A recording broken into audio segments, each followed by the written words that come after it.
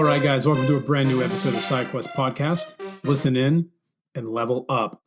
I have a great episode for you today, but first, as always, let's get through the show notes. If you're not following the Facebook page, head over to Facebook, type SideQuest Fitness into the search bar, and like the page. There, you're going to get updates on podcast episodes, articles when they get posted, and you're going to get a brand new taco recipe every Tuesday for Taco Camp. Plus lots of other shenanigans and nerd talk throughout the week, so make sure you head over to Facebook. You can follow me on Instagram. My handle is SideQuestFM. If you want to see some cool videos and random stuff on Instagram as well, you can follow me on Instagram. Same handle, SideQuestFM. Or follow me on Snapchat, SideQuestFit. Follow me there. Send me your questions. I want to get all the questions from you, help you as much as I can on your fitness journey or your journey in life, whatever it may be. But head over to Snapchat, SideQuestFit. Follow me there. You get a little more personal, in-depth look at the shenanigans I get into throughout every day. But I do love getting questions from the community, so please send them out to me. If you have not left a review for the podcast, please head over to iTunes. If you're not listening on iTunes and you listen on SoundCloud or Stitcher, leave a review there as well. When you leave reviews, it helps me move up the charts on the iTunes store so that more people can see and hear the amazing guests that I've had on and have on each and every single week. So make sure you head over there. And don't forget, if you haven't picked up your copy of the 7 Principles of Fat Loss, head over to sidequestfitness.com/7 principles, and you can pick up your copy of the 7 Principles of Fat Loss. These are the same 7 principles I follow each and every day and teach my clients to help them shred away more body fat, unlock heroic strength, and just look better naked. So if you want to unlock strength or just look better naked in the mirror, head over again, grab those 7 principles of fat loss, and start following those today.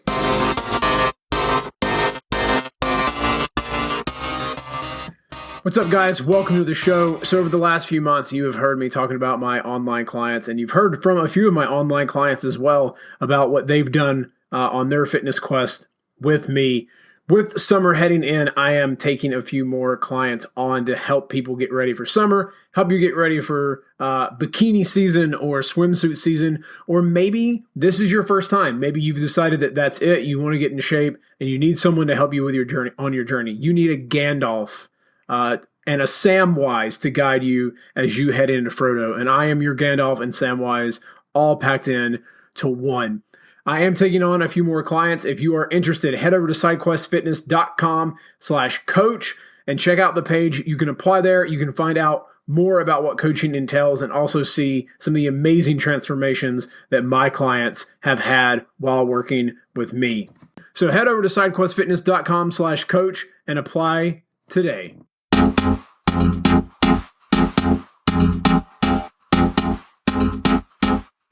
All right, I have a great show for you today. You guys have heard the awesome intro I've had for the last few months.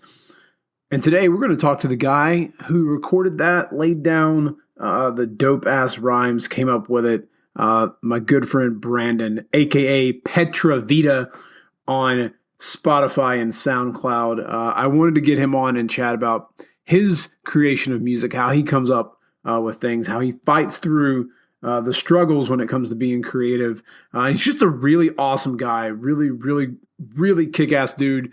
Want to have him on the show and say thank you, Brandon, for making the awesome intro that you have made. So let's get into the show, guys, and hear from the one and only Petravita. Step up and you gotta get it fitness. Host Rob at the moment and the quest is you gotta check it and wreck it. You're breaking personal records and with the help of the guests you won't be guessing on the lessons. That's a +5 fierce. Got a low-key bamf right here. You wanna meet him, there's no better way to greet him than to strike a boss pose. Take a look into the mirror. All right, guys, welcome to the show. I have a great guest for you on the show today. You already heard him dropping the ill beats of the intro to the podcast. And I had to get him on because I love the music that he's been putting up on SoundCloud. I enjoy everything he puts out. And I really want the rest of the world to know about him. You guys have heard him for months, but in case you have not dug into him, the one and the only Petravita, welcome to the show. Thank you very much. Glad to be here. Well, thank you so much for one. I'm now getting back into Anchor myself. I kind of like what they've done with creating stations. But I don't know how I randomly found you on there, and then like your Friday like hip hop, it was like, give me a random thing and I'll write a rap about it. And I was like, yeah. This sounds like fun, because I do enjoy the poetry and rhyming of hip hop, and you just laid out some really great stuff, and it was like, all right, that's it. I got to follow this guy. I got to find him. So thank you for putting yourself out there, because it takes balls to do something like that.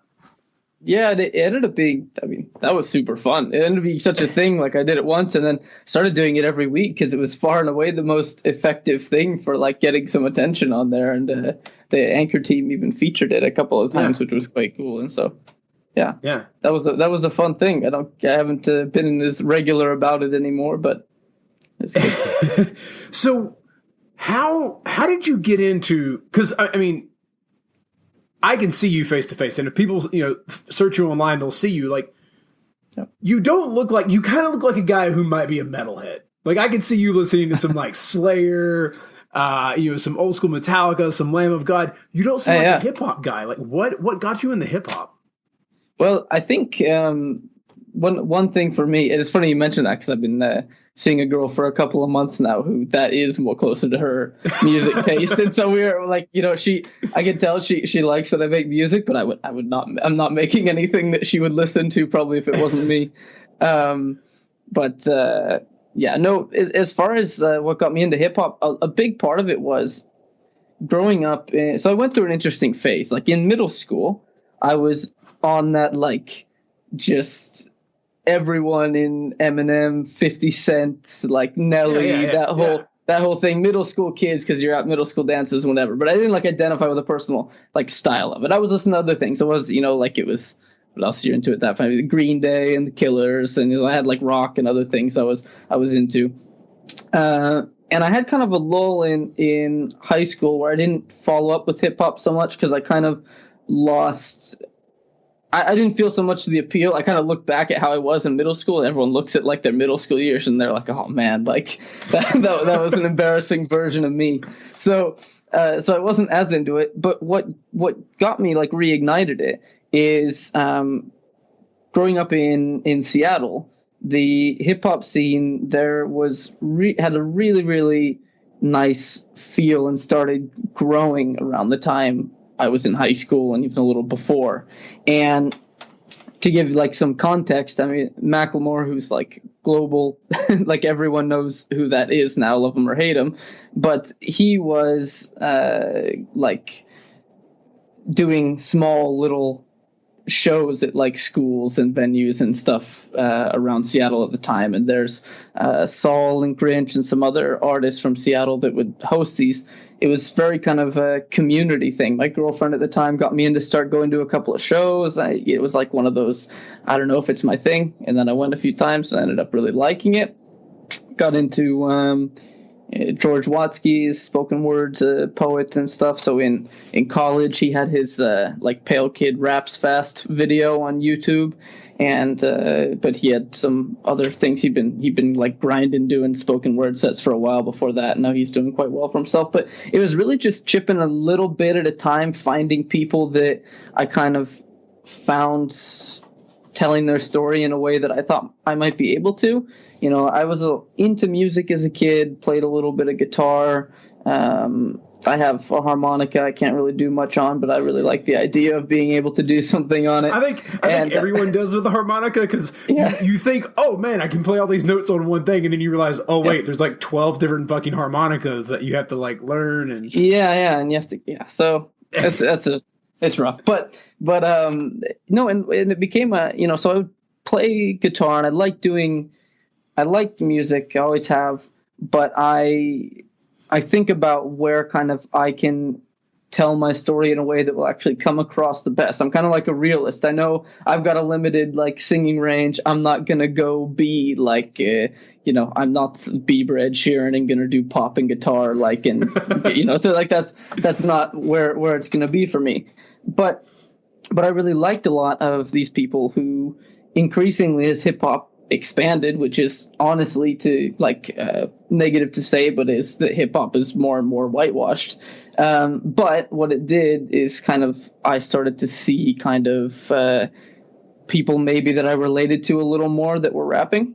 And that made it easier for me to feel like, because when you mentioned it being nerdy, when I'd see some of these other people who maybe didn't fit a hip hop stereotype of even the artists that I like to listen to, it made me maybe not feel quite so ridiculous about if I wanted to like tell my experiences through that art form.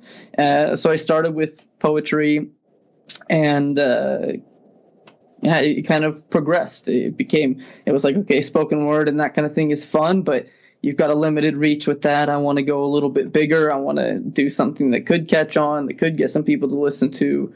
And it evolved into hip hop. But it took a very long time for me to get to doing any kind of performing and recording. Actually, it wasn't. I kind of wanted to do it for years.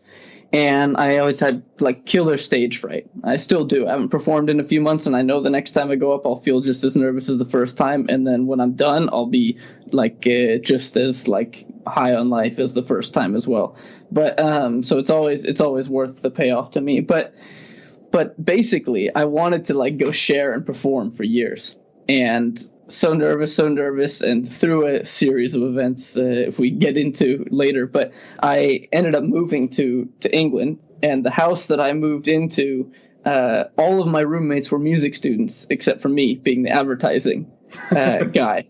And one of my roommates found out that I had like done some like written poetry and like written some spoken word things, but hadn't done anything with them.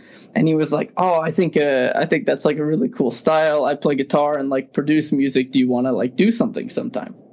And so he's the one that kind of kicked me in the butt, got me like to build up the confidence, performing a bit, and like working with him on songs, making it into something that, you know, it's kind of like magical the first time you record yourself and hear something that doesn't sound like as garbage as you thought it would be. And so, yeah, I mean, he got, it was him and I did our first show, and the way he kind of, or I got roped into it was he said like, it's a friend's band who is having their EP release. And you know, I was kind of like, okay, friend's band. When anyone says their friend's band, it's like, all right, 12 people show up at a little bar or something, and that's I was like, I can do that. It'll be like a glorified open mic or something. Well, I didn't realize that they were like actually gaining some sort of popularity at the time. And so when we were the first act to go on for opening, and we get to the like venue, and there's like a line out the door, and there's like 200 or 300 people packed in this little pub. And it was my first time ever going on stage, so I like just about shit myself. But by the time I was done with it, it was kind of a feeling I had never had before, like being a clap for on stage kind of thing. Was I walked out of there basically being more certain of anything that I ever have been, probably in my life before or since. Like I was just like, man, this is what I want to do. I want to keep doing more of this. And so that kicked it all off, and is why it's stayed being a thing that I work on through life's busyness and lulls. And yeah. So you find, because that's sort of, I think, what we all do. You get that first high, and you sort of continue to chase that high. So, you know, what do you do when you're in a funk? Like when you're not in a creative, how do you get back? You know, how do you battle the dragon to get back on top of the mountain? Yeah.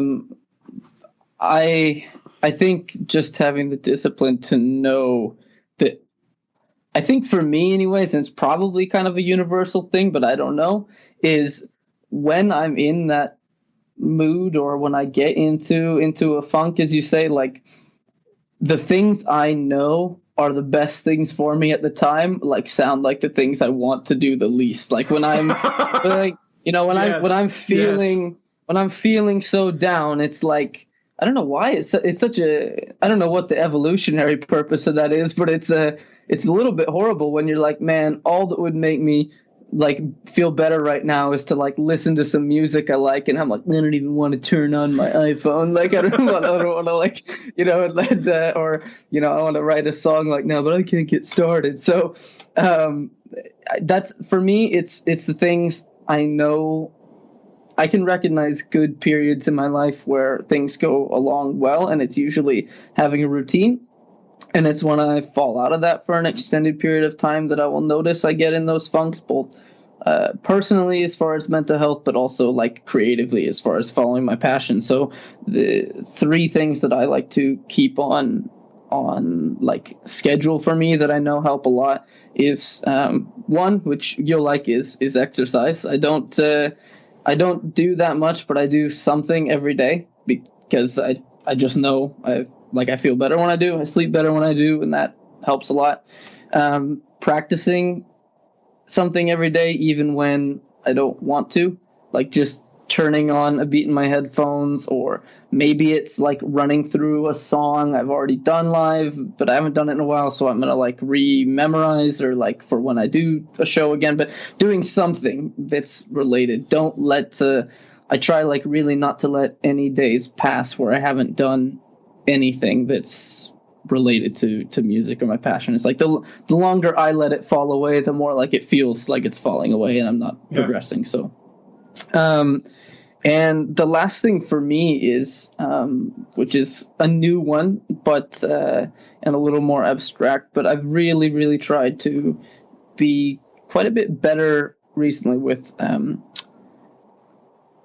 perspective and gratitude and things like this, where if I'm feeling down or I'm feeling stuck, I'm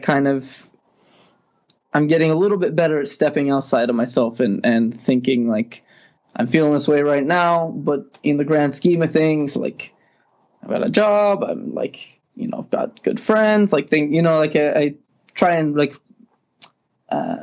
on purpose recount the positives, intentionally do that. And those things tend to help me. But I think the like far and away top one is, which is really common because I go on a lot of music forums and I'm with like, groups of other people, subreddits where people work on music and stuff like that. And that's pretty common of like someone asks like, I can't think of anything, or like, how do I get started? How do you overcome, writer's block? And you open up the thread and it's like 40 replies of people like, write more, like just do it, practice, like practice more. And it's like that, basically just break through it. You usually don't, for me, I know my process. I hardly ever am able to just like have it down the first time, sit down and write it out. Sometimes I feel like I don't want to work on things at all. And it takes, it's like 30 minutes. I'm sitting there and not really liking anything I come up with. So I switch to another project and I don't know, I've got some idea I never had before and something falls into place. So I like that you said that you go in there and you're like, oh, how do you get through writer's block? And everyone's like, just do more, just write. Yeah. That's the same thing. People will email me or friends are stuck. I'm like, God, you just write. Like write a story about a teddy bear. Like, it doesn't matter. Just like do whatever. So when you were creating, when you are writing, do you write something outside of music? Do you write like prose? Do you write, what helps you break out of that funk? Yeah, I do like a number of things. One thing that helps me because like I said, I started in spoken word and I'm like working on a project right now for the summer that is kind of like a happy thing, but I have one track on it where all the beats are very like bouncy and like lots of like kind of fun lo-fi samples and stuff. And then I have one track where like I know it's going to be a spoken word piece, not necessarily sad, but I want to like return to that. Just like I think it'll be cool as a poem. And that actually that's kind of nice because sometimes when I'm not finding a flow for a song or I'm not able to do something else, I switch to poetry. Like I'm not going to write a rap tonight. I'm going to like write down a poem. Other times, I really like writing in general. I like kind of self-help, helping other people. So sometimes I have like a ridiculous amount of drafts, the ratio of drafts compared to published pieces, on like Medium and stuff like that. On like I've just other things I'm thinking about. Last year, I did one that got a little bit of exposure, which was on like imposter syndrome and like feeling like you deserve what you have or you don't. And so yeah, sometimes I do go completely like outside, but I think that's really like you just sometimes for me that's like how I've discovered some other completely different angle or some other thing I like, I think that's probably true for a lot of people. That it is. I think you find inspiration in many different things, which is one thing where like I feel guilty as sort of being that internet entrepreneur and working with people, online. Like, I'm usually, there's like I have a creative time in the morning. I turn my phone off as soon as I get up, read, and then do some time to create something that I really want to focus on, then work on my clients, answer their emails, work on programs. And then, somewhere in the middle of the day, I'm like, oh, I have some more time to like do some writing. And then I'm like, oh, but I really want to watch this stupid thing on YouTube. And then I feel guilty because I'm watching it and I'm like, oh, I should be working. But then that stupid thing on YouTube gives me the inspiration to write that I didn't have 30 minutes before. Yeah. So we were chatting before we got on, and we'll dive into some of the nerd stuff. Because I mentioned that your style is a little more. Because I ask you, where would you put yourself in sort of hip hop? Because hip hop there's a lot of expanded greatly. There's a great documentary on Netflix called like The History of Rap. And like the first season, I've heard about this actually. I haven't seen it yet, but it's really good because you don't realize, like I didn't realize that it started out as like just DJ parties. Like it's just DJs throwing this party, and then they just started like singing over the lyrics, like to create their own sort of stuff. Like it just started as like a thing to do in the projects in like New York. And then it sort of expanded, and then other people started stealing other people's shit and getting famous for it. And then it sort of exploded, and then like the first season ends with like the rise of NWA. But even then, like you went from hip hop sort of being this bubblegummy sort of like thing to like being really rough, and then it got really commercialized, and then like it changed even more. And then it really became about like, well, how can we really dive into expanding the rhyme, and how can we break down delivering a message that has a beat, but that like we can play with the English language a bit. So where do you think you stand? Like, where do you feel you would fall? If someone were to ask you what kind of hip hop artist are you, where would you fall? It's really hard. I would say like, I think I have probably said like nerdy hip hop before. But if I'm being 100% honest with myself, I don't know if that's always true or if that's like me hedging, because I think that's where people will see it. Yeah. If I tried to say like this one's super serious, but it sounds like, I don't know, some nasally white boy doing it, so it becomes nerdy hip hop. But some of them are definitely purposefully in that frame. I think I've used like quirky as a word with people before when talking about like quirky rap, because I really like not having to do a certain thing. There's a conversation I have there's a song I have that is written as like a conversation between two people who is just me, and one of them is like with a voice, like the pitch shifted down basically. And like things like that are kind of like, I like to experiment and do different things that just sound funny or interesting to me, and I understand that they kind of live in all different spaces within rap, because it changes from song to song. But what have you experimented with, like different sort of genres of rap that like you found that you really liked or that you didn't like? Because I'll be honest, like I kind of don't really like the trap rap, as they call it. Like I just I want the poetry, man. Like listening to like Eminem or some old school Nas. Like there's the way they play with the language and make it work with the beats and like to break the words up. It's just like, whoa, like there's some artistry to it, and I don't feel that with the trap rap. I've decided better than to continue with it, but I actually had like my friend sent me something, because I have like a lot of friends who do music, and someone had sent me a beat that it was good, but it was like very trappy, and I remember like starting to write like a parody type thing over it. Basically, like the idea was to call it Not Another Trap Song because I was like quite it's not my thing either, and so wait what you're saying is you actually missed a golden opportunity to do It's a Trap as Admiral Akbar because yeah, you. Hey, I mean, it's the files are still there. Hey, not, see, look at that. We're making art right here on the podcast. Yeah. You're gonna become famous and do It's a Trap as Admiral Akbar doing trap rap. Could be.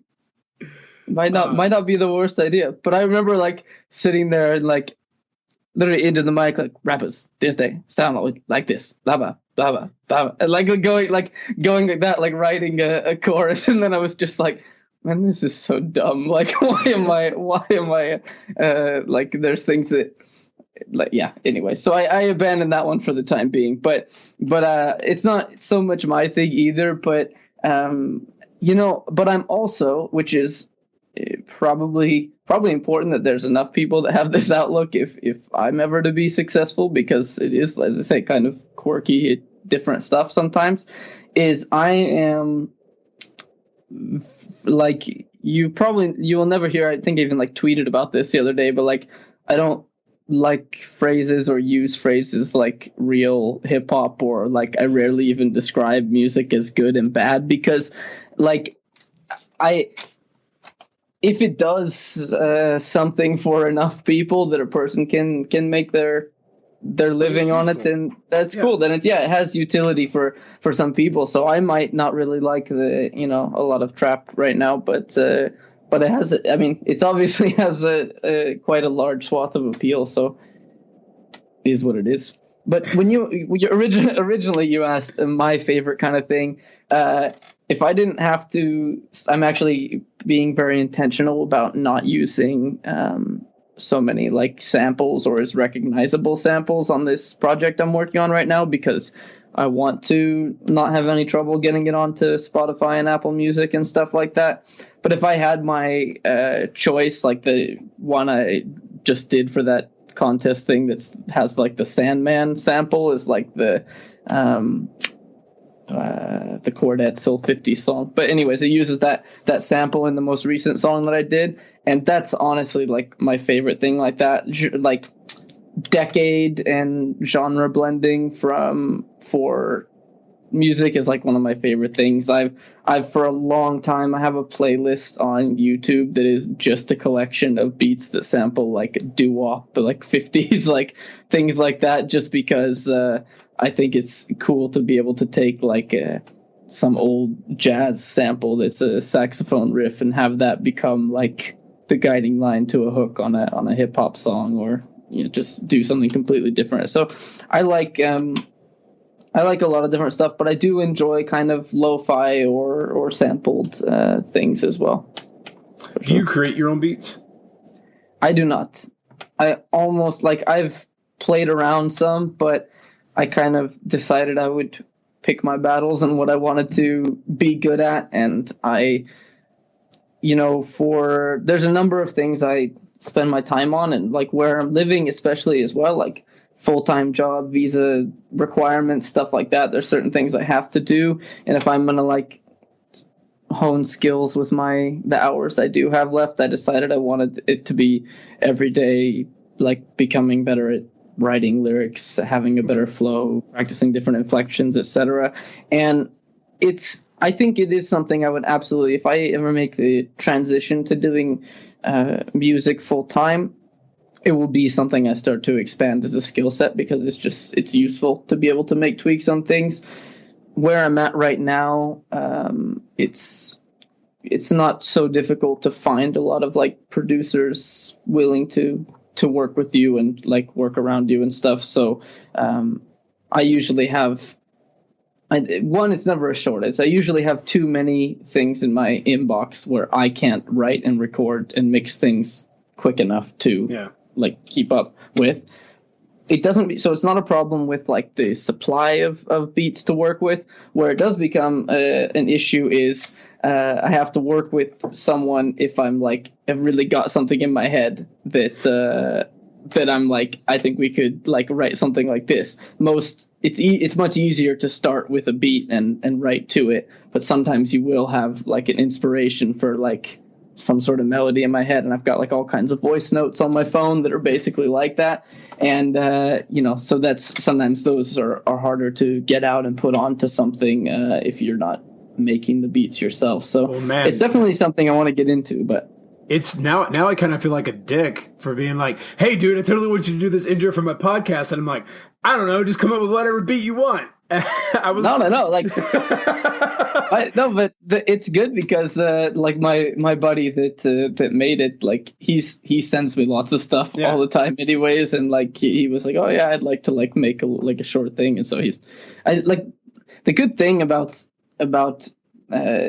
people making music is you're pretty much, if that's your passion, or I guess you're all in the same boat. So just like I have all these snippets of lyrics here and half finished songs and stuff like that, there's like most of my producer friends, they've got lots of things where they were like, I never found someone that was able to rap over this, or that had a song to use at this, and or they have ideas they never got around to. And then like, actually this is really good when you bring this up. So my friend that produced the beat that's used for your intro, he's always sending me like quite short things. And my friend is a singer, and we like give him shit all the time because like he'll send these really, really fun beats, but they'll be like 45 seconds long, or like a minute 20 or something, and then it'll be like, yeah, could you make that into a full song? Could you finish that at some point, because it does sound good. And so I was like, oh, it might actually be right up your alley. I need you to make something that's like no longer than 20 to 30 seconds. So I knew he'd be able to. Maybe he's the perfect partner for doing intros and jingles. There you go. Yeah. So is Petravita is it a stage name, or is it a combination of your like first and last name? No, Petravita. It's a stage name. Absolutely. Yeah. I just thought I'd ask. I didn't know if it was a nod to something that you enjoyed, or you were just combining like parts of your name. Where it comes from is you'll like it because it's nerdy. But basically, when I was living in England, my bandmate and I, we were like, the rest of the housemates were gone for the weekend. And like one of my favorite video games of all time is Fallout 3. I really enjoyed it when I was like younger. I remember playing that. And anyways, and so I was going to play back through that game. And my friend, like, who's my bandmate, had bought it for like his Xbox or his PlayStation or something. Yeah. And literally like set up in my room. Like we had a LAN of the weekend. Like everyone was gone. So we were just like, yeah, we're just going to like have drinks and play video games the whole weekend and like ignore the world.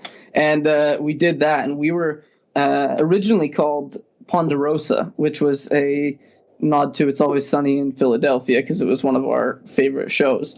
But we did, the very first gig I performed was as Ponderosa, was our band.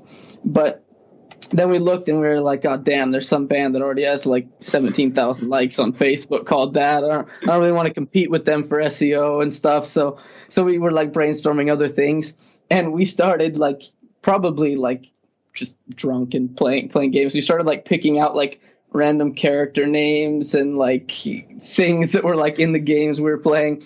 And there's someone that I think is like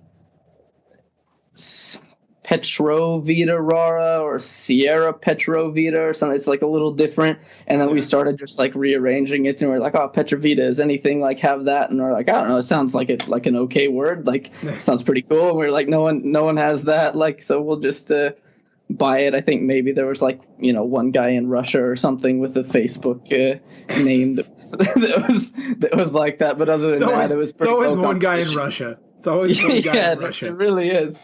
So that's where it came from. That's awesome.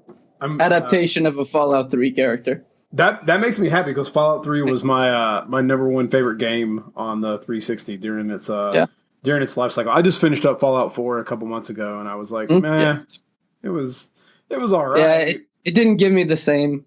No. That that first scene when you walk out of in Fallout 3. Yeah, in Fallout 3 when you walk out of the vault and all of a sudden like the world opens up and you're like the graphics, I'm sure on a PC with the right cards, the graphics are amazing, but it still was like God. You're like, this is the most beautiful effed up world I've ever seen. Yeah. It was gorgeous.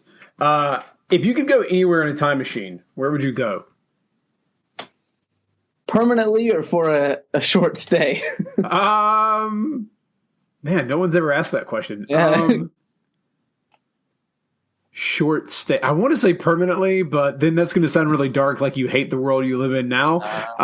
But we'll go with the short stay, just to visit. All right.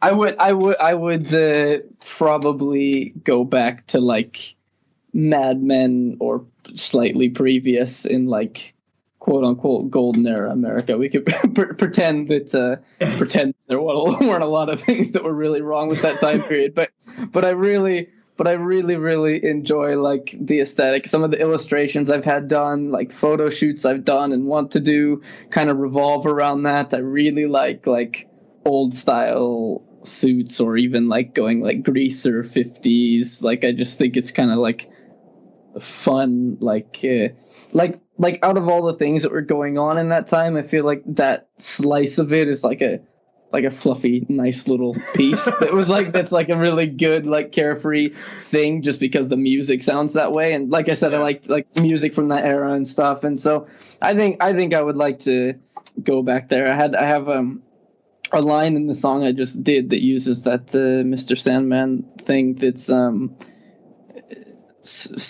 trying to remember it now, but it basically like, I want to meet the me with Buddy Holly glasses kind of thing. Like I want to see what I would have like been like back then. So that'd be interesting to me. All right. I like it. So what game or comic got you like into the world of like nerd? Like what was your first thing that you were like, okay, that's it. I'm a nerd the rest of my life for this. I was like, indoctrinated into the ways of the nerd, because when I was 5 or 6 years old, my grandpa has always been a gamer.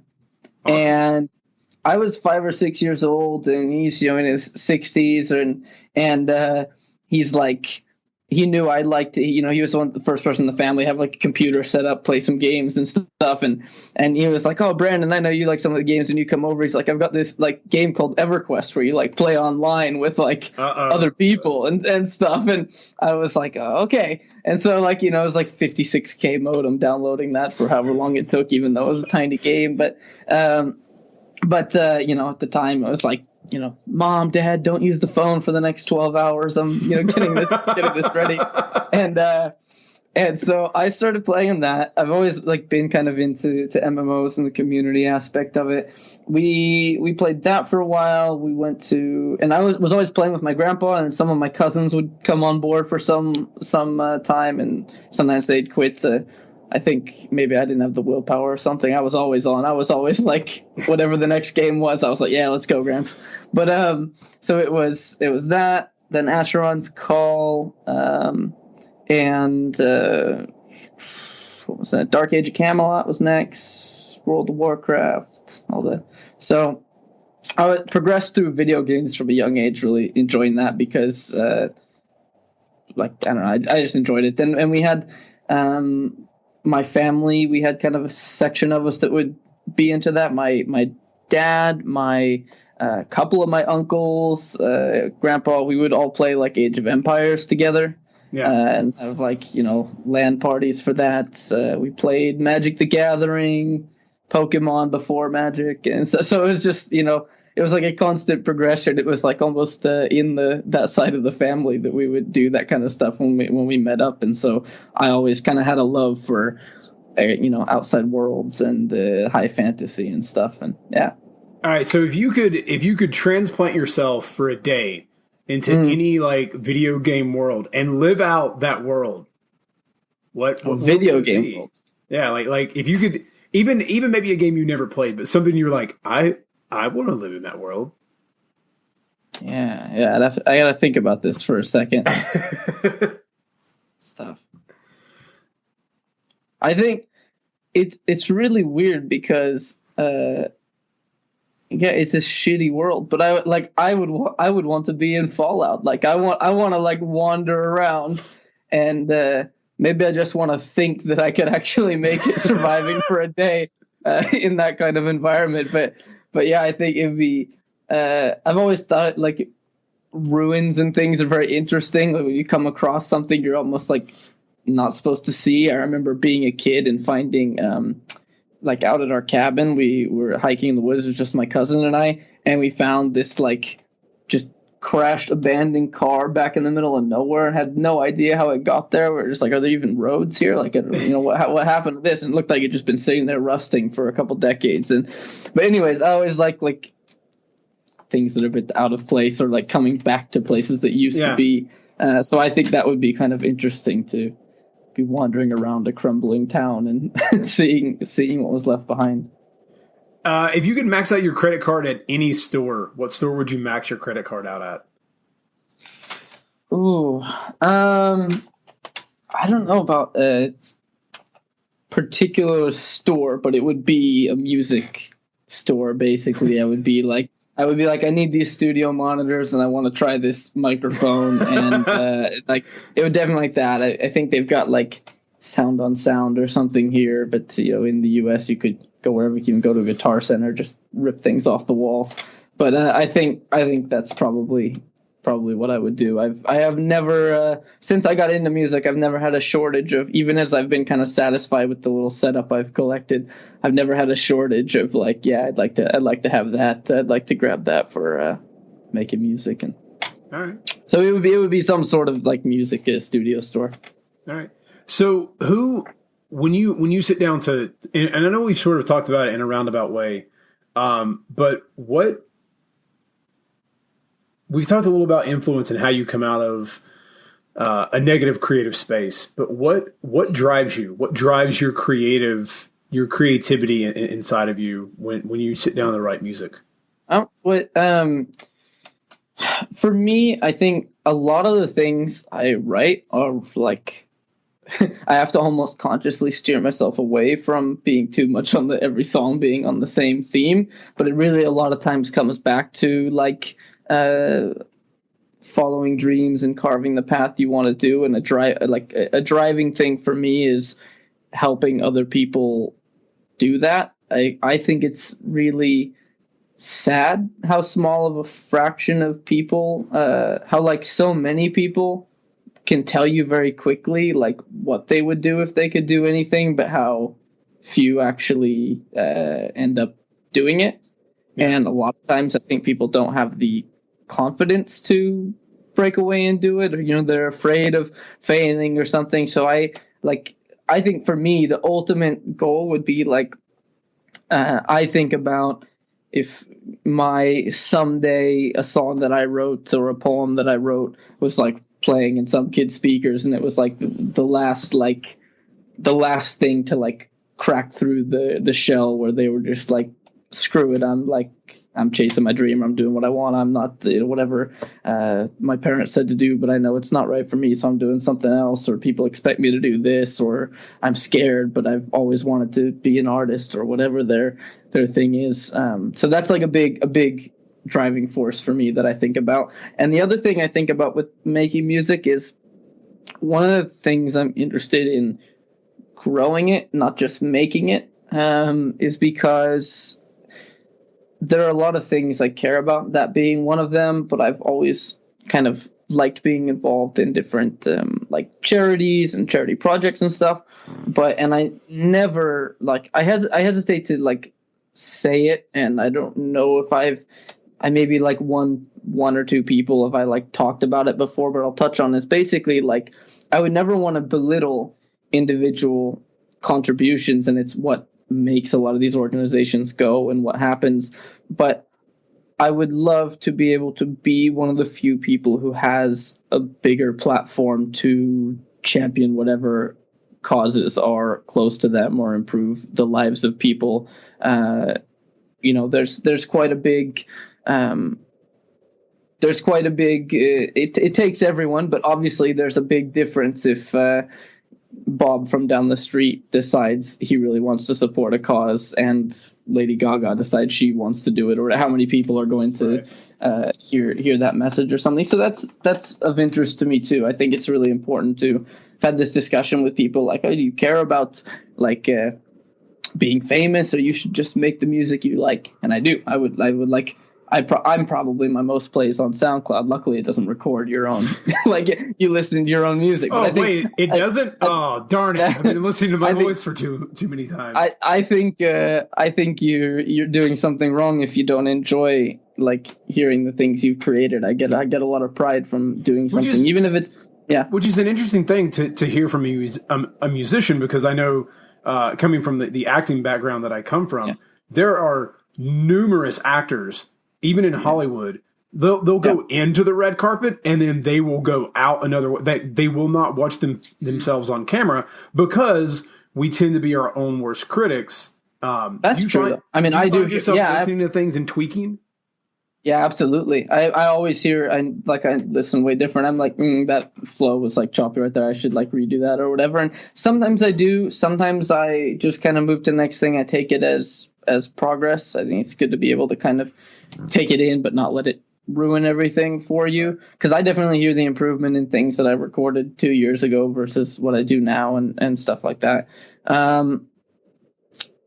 I think one distinction though with that of like being your own worst critic, or at least how it manifests, is I know, even though when I make something, I will listen to it the next day on the way to work, and I will be picking out things, but I'll enjoy it too. I'll be like, oh, like I'm glad I made this, or it turned out like how I wanted it to.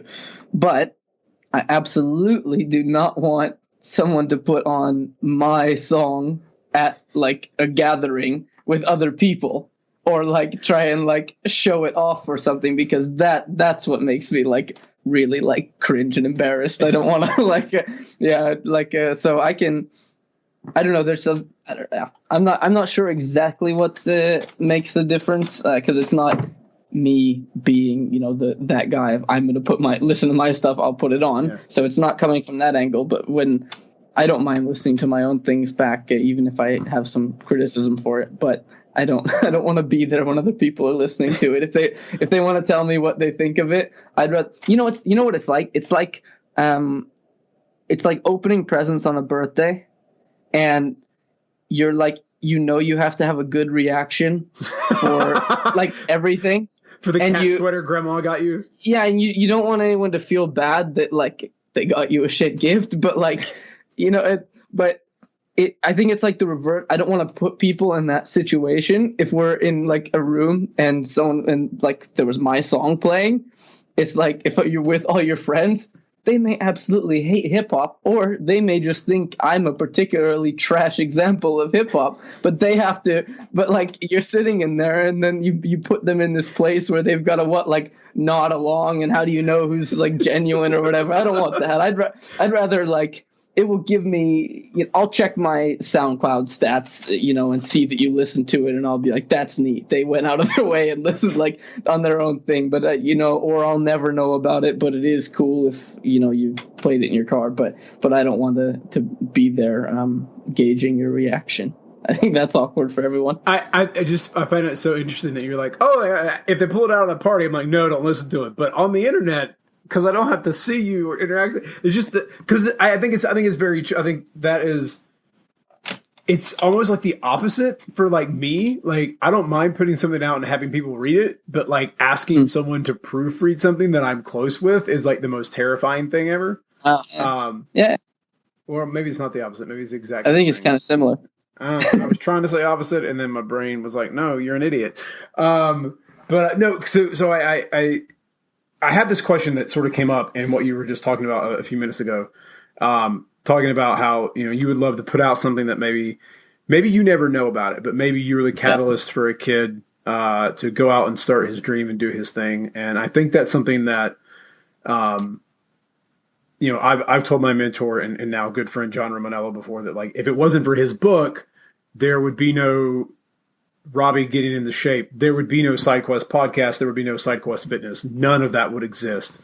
So the one random book you think you sold off of Reddit and that ammo that you did was me And now I'm here before you, like in your business class as well. So Yeah.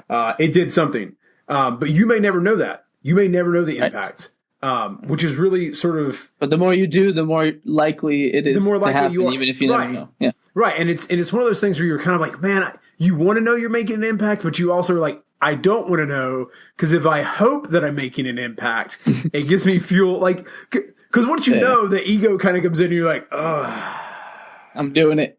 I have arrived. But I love that you said you want that kid to conquer his fear. So what is your fear? What fear are you constantly trying to conquer in your sort of pursuit as an artist? The fear I'm trying to conquer, I think, is that I want to do. I don't know how to articulate it well, actually, which is kind of funny for me. But I don't know. Like, I want to do something. I don't want to be. Okay, I know a good way to frame it. There's.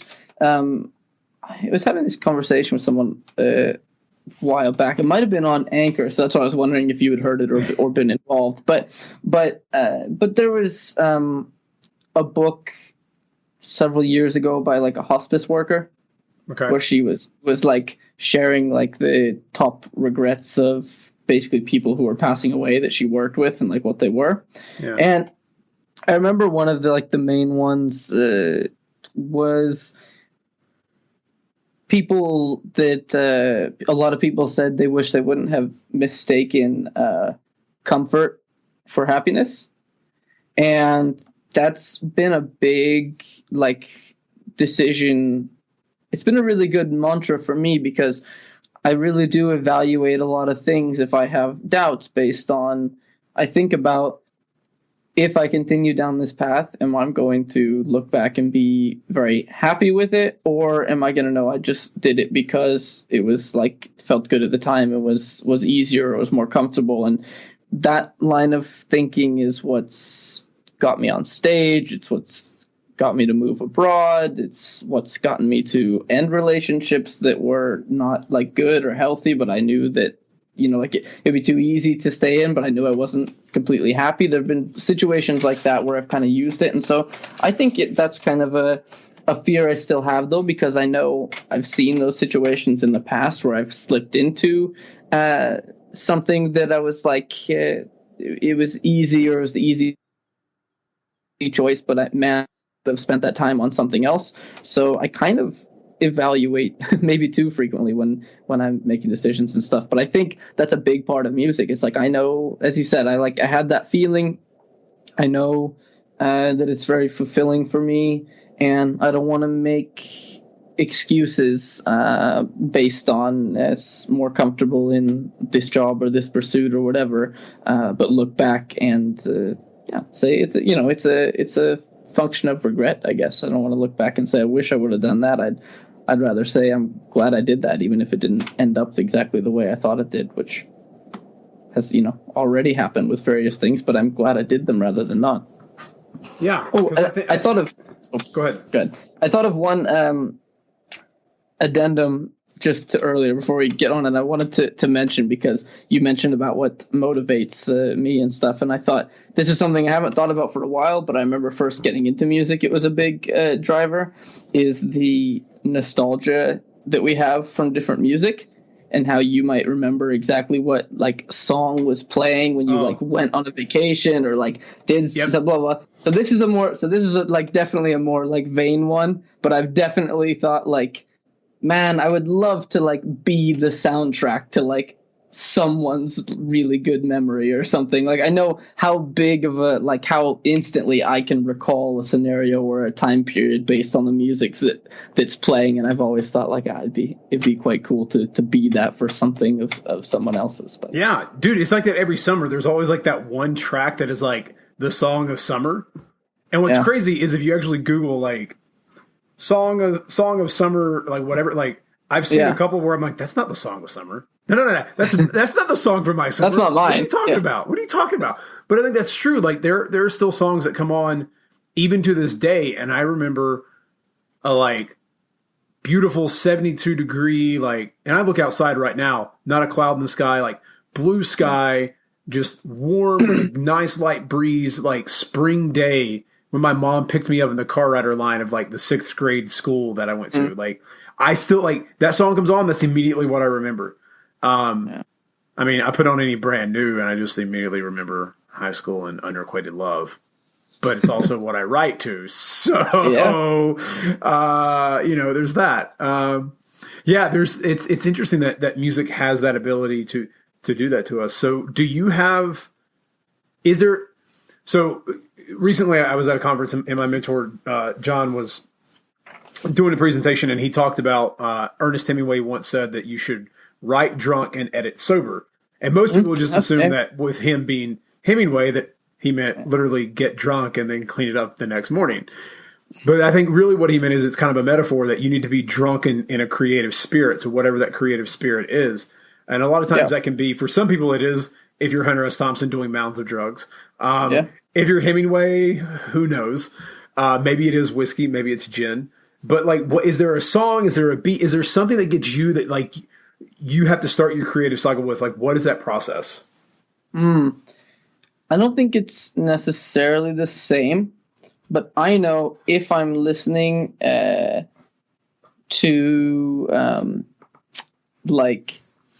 for example, if I find songs of people that I really enjoy that I see, or maybe I hear a message that's a little similar to my own, if someone's talking about like what their dream is or how they're getting there or whatever, and I'm listening to that.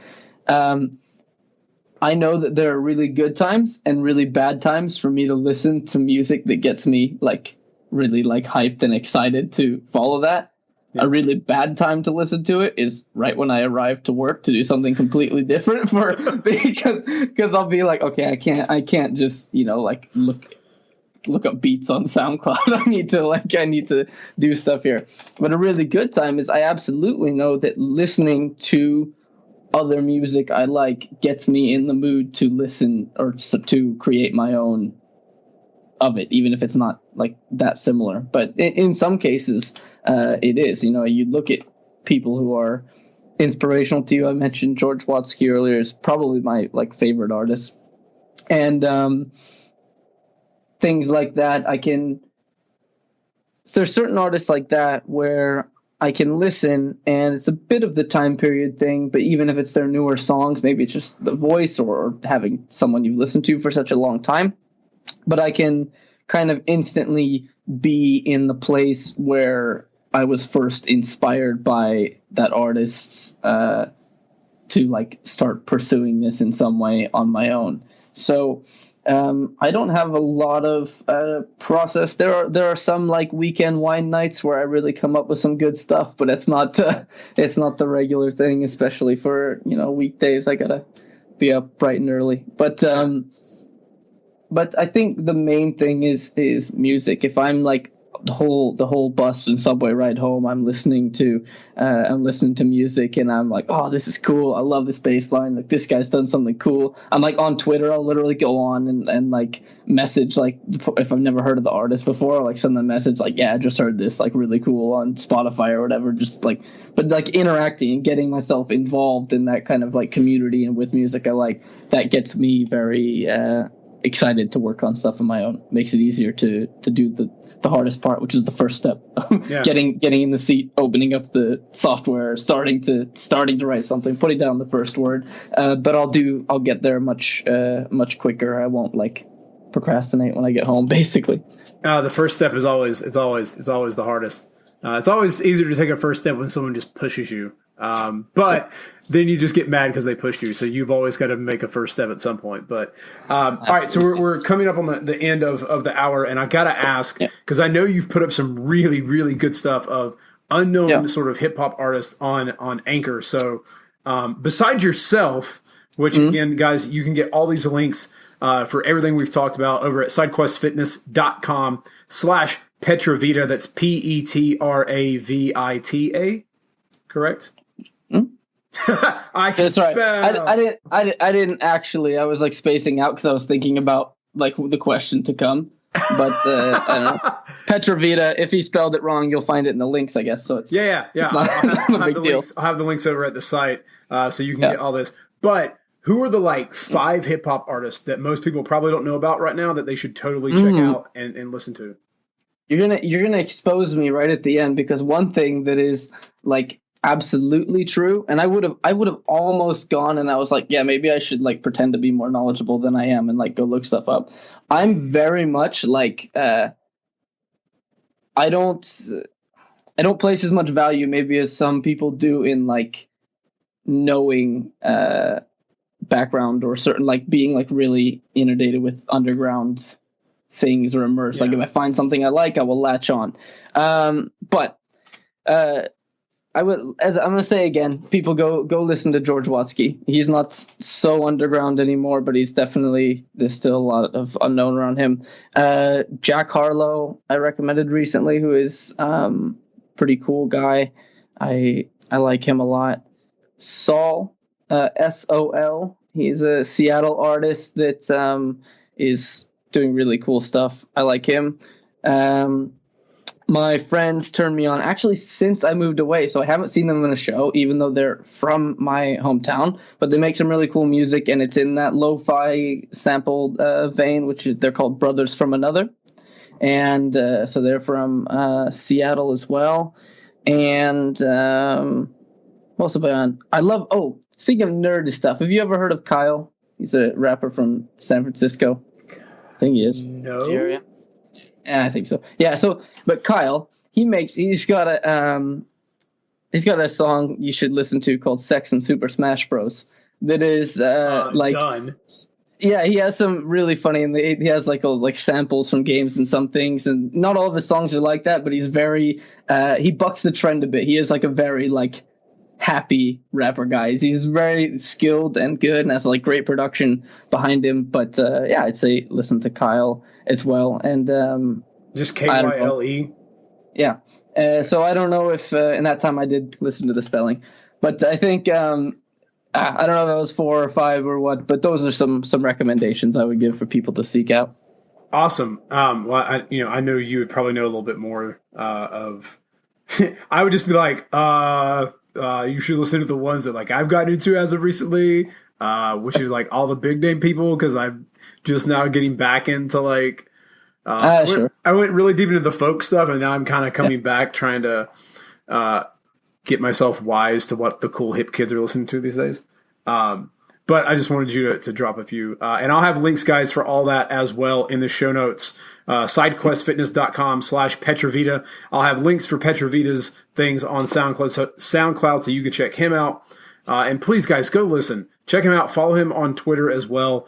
He is one of my favorite artists, that's creating things online these days. And I'll also have a link for anyone who's never heard of it. But the like Notorious B.I.G. album that was like dubbed over with like Star Wars music, because it's fucking amazing. So you should totally go check that out as well. Yeah, I'll have that in the I'm show gonna notes. check this out. Oh, dude, it's mind blowing, because you're like, I've never.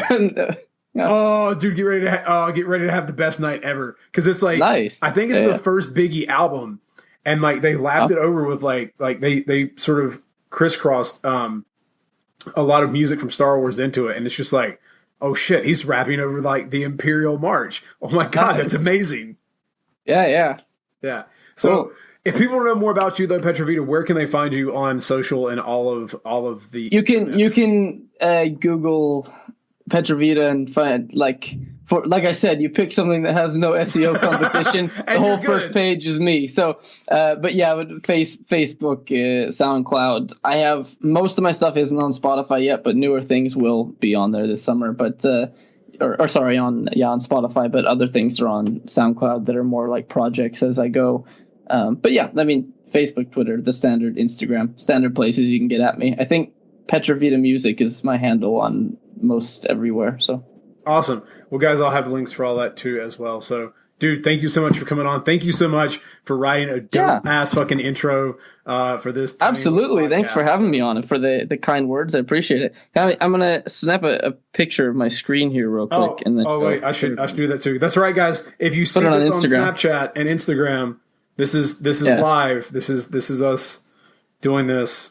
The last like 2 minutes is just us talking about Snapchat. Yeah. Nice.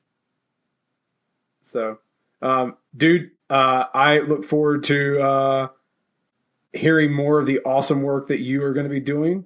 And I wish you the best. And now I got to put this on Snapchat. Oh, look at that. A heart got added in. I didn't even mean to type in the heart, but it got added because subconsciously my brain was like, you need to have a heart. Because it's my heart for you.